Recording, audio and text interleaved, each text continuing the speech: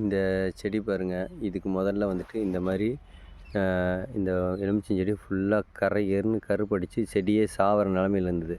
இதுக்கு நம்ம கொடுத்த மருந்துகளோட எஃபெக்ட்டு, நம்ம சரியான இடுபொருட்களை கொடுத்தனால, பூச்சி மருந்துகளை தெளித்தனால இயற்கை முறையில் இதை கிளியர் பண்ண முடியும் அப்படின்னு நிரூபிச்சிருக்கிறேன் பாருங்கள். இந்த இலை வந்துட்டு இப்போ இந்த கருப்பு இலை வந்துட்டு கருப்பாக படிஞ்சிருந்த இலையெல்லாம் கொட்ட ஆரம்பிச்சு. ஏன்னா இது விடாது, அப்படியே செடி ஃபுல்லாக அப்படியே அப்பி இருக்கும் மை மாதிரி. இது வந்துட்டு இப்போ பவுட்ராட்டம் கீழே கொட்ட ஆரம்பிச்சிருச்சு. நம்ம அந்த மருந்துகளை இதில் டெஸ்ட் பண்ணியிருக்கிறோம், கொட்ட ஆரம்பிச்சிருச்சு.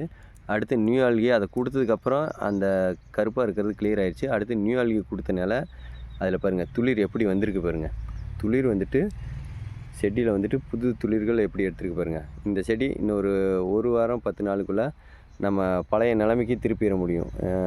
இந்த கருப்பாக இருக்கிறது எல்லாமே கீழே கொட்டிடும். கொட்டினதுக்கப்புறம் மெயினாக இது தென்னை மரத்தில் ரொம்ப பிரச்சனை பண்ணும். இந்த மாதிரி